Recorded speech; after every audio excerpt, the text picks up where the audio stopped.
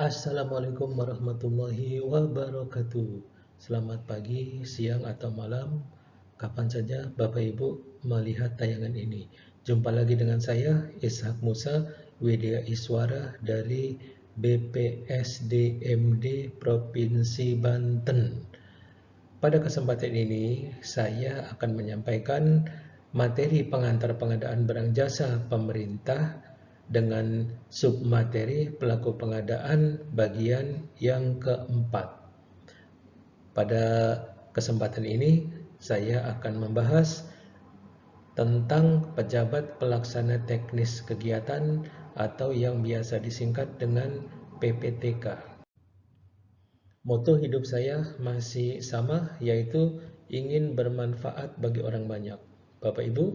Bapak Ibu sedang proses pengadaan barang jasa, perlu teman untuk berdiskusi, silakan untuk menghubungi nomor seluler saya atau nomor WhatsApp saya seperti yang tertera pada tampilan. Kita akan mendiskusikan apa peran PPTK dalam pengadaan barang jasa pemerintah, ya khususnya pengadaan barang jasa yang sumber anggarannya berasal dari APBD. Bapak Ibu sekalian, apakah PPTK termasuk pelaku pengadaan sesuai Perpres 16 tahun 2018?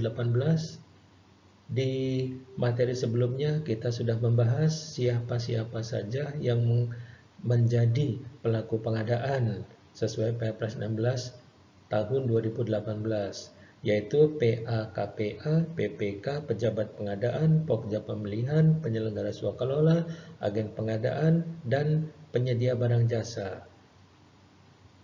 Berarti PPTK tidak termasuk ke dalam pelaku pengadaan sebagaimana yang diatur dalam Perpres 16 tahun 2018. Baik, jika demikian siapa PPTK dan di aturan mana kita bisa menemukan istilah PPTK?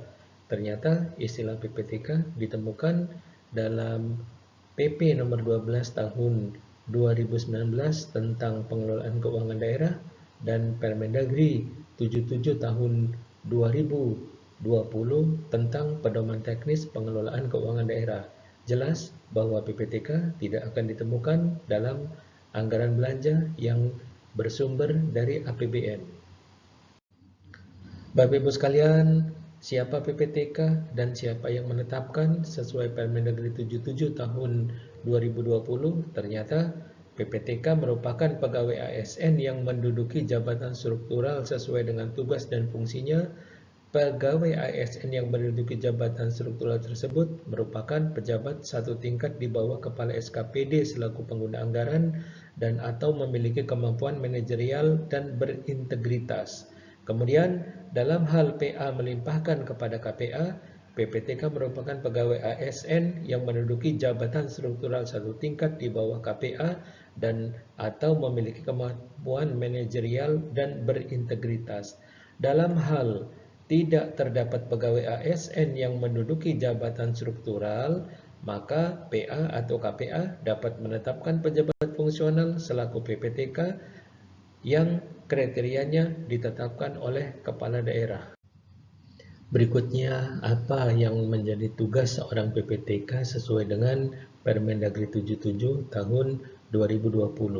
Disebutkan bahwa tugas PPTK yang pertama yaitu mengendalikan dan melaporkan perkembangan pelaksanaan teknis kegiatan. Dalam tugas ini, PPTK harus menyusun jadwal pelaksanaan kegiatan atau subkegiatan, memonitoring dan evaluasi pelaksanaan kegiatan atau subkegiatan, dan melaporkan perkembangan pelaksanaan kegiatan atau subkegiatan kepada PA atau KPA. Tugas PPTK yang kedua yaitu menyiapkan dokumen dalam rangka pelaksanaan anggaran. Dalam tugas ini, PPTK harus menyiapkan laporan kinerja pelaksanaan kegiatan atau subkegiatan, menyiapkan dokumen administrasi pembayaran sesuai dengan persyaratan yang ditetapkan dalam ketentuan peraturan perundang-undangan, dan menyiapkan dan menjaga keutuhan seluruh dokumen pelaksanaan kegiatan. Kemudian tugas PPTK yang ketiga yaitu menyiapkan dokumen pengadaan barang jasa. Bapak Ibu, apakah ada tugas lain PPTK yang terkait dengan pengadaan barang jasa?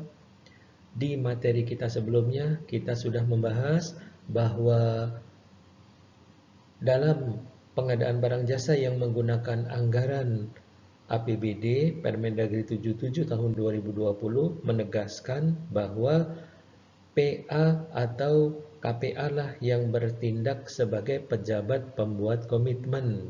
Kemudian, bagaimana jika PA, KPA yang mengelola anggaran yang demikian besar namun tidak memiliki waktu untuk melaksanakan tugas PPK-nya?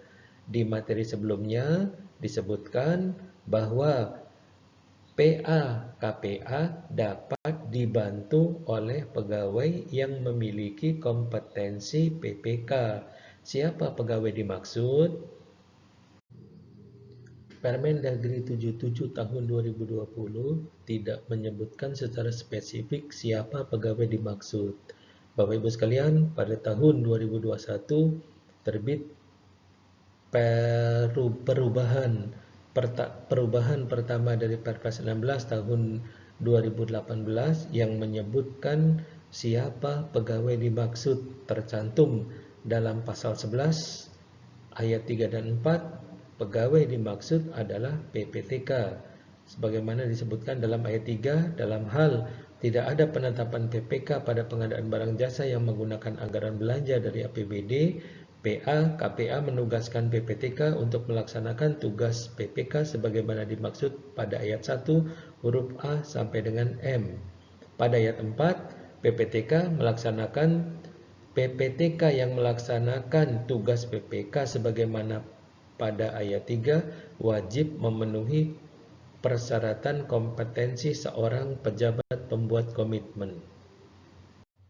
Berikut merupakan tugas PPK yang dijabat oleh pengguna anggaran atau kuasa pengguna anggaran, yang tugas ini bisa diberikan kepada PPTK butir A sampai dengan butir M, yaitu menyusun perencanaan pengadaan, melaksanakan konsolidasi pengadaan barang jasa, menetapkan spesifikasi teknis atau KAK, menetapkan rancangan kontrak, menetapkan HPS, menetapkan besaran uang muka yang akan dibayarkan kepada penyedia, mengusulkan perubahan jadwal kegiatan, melaksanakan e-purchasing untuk nilai paling sedikit di atas 200 juta rupiah, mengendalikan kontrak, menyimpan dan menjaga keutuhan seluruh dokumen pelaksanaan kegiatan, dan melaporkan pelaksanaan dan penyelesaian kegiatan kepada PA-KPA, menyerahkan hasil pekerjaan pelaksanaan kegiatan kepada PA atau KPA dengan berita acara penyerahan, dan menilai kinerja penyedia. Butir N sampai dengan P tidak dapat ditugaskan kepada PPTK. Bapak Ibu sekalian, dari penjelasan di atas akan diperoleh skenario jabatan PPK di APBD. Ada 4 skenario ke-PPK-an di APBD. Skenario yang pertama, penandatanganan kontrak oleh PA, pengendali oleh PA, penanggung jawab oleh PA. Skenario ini bisa digunakan untuk OPD yang mengelola anggaran yang kecil. Kemudian, skenario kedua, penandatanganan kontrak oleh PA, pengendali oleh PPTK. Ini berarti ada penugasan dari PA kepada PPTK untuk melaksanakan tugas PPK-nya butir A sampai dengan M. Kemudian penanggung jawab tetap oleh PA. Skenario kedua bisa digunakan untuk OPD yang mengelola anggaran yang besar. Kemudian skenario yang ketiga, ada pendelegasian kewenangan dari PA kepada KPA. Dengan demikian, penandatanganan kontrak dilakukan oleh KPA, pengendali oleh KPA, penanggung jawab oleh KPA. Skenario ketiga bisa digunakan untuk KPA yang mengelola anggaran kecil. Kemudian, skenario yang keempat, penandatanganan kontrak oleh KPA, pengendali oleh PPTK, penanggung jawab tetap oleh KPA. Skenario keempat bisa digunakan untuk KPA yang mengelola anggaran besar. Demikian Bapak Ibu yang bisa saya sampaikan untuk membahas tentang PPTK beserta tugas-tugasnya. Jumpa lagi insya Allah di materi berikutnya dengan saya Ishak Musa dari BPSDMD Provinsi Banten. Demikian, billahi taufiq wal hidayah. Wassalamualaikum warahmatullahi wabarakatuh. Selamat pagi, siang, atau malam, kapan saja Bapak Ibu melihat tayangan ini.